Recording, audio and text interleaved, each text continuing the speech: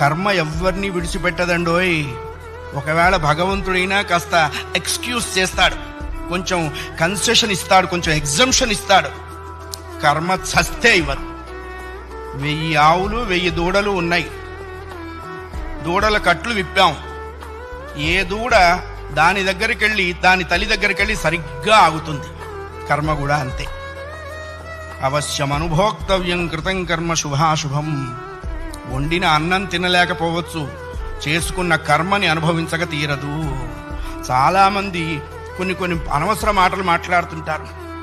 బ్రతకదలుచుకోలేదు, చచ్చిపోదాం అనుకుంటున్నా. చావుడేటువంటిది ఏదో ATM card పెట్టంగానే డబ్బులు వచ్చినంత ఈజీ అనుకుంటాడు.